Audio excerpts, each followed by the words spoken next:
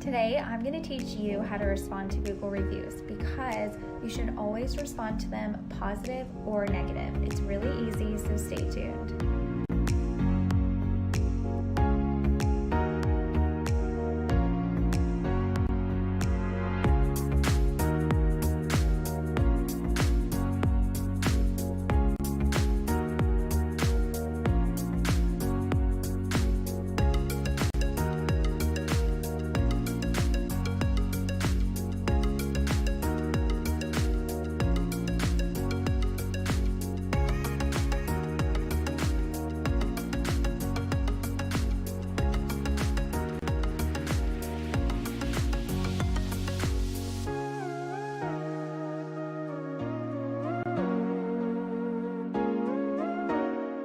Responding to Google reviews are that simple. You'll want to make sure that you check in every week and also ask people for reviews too.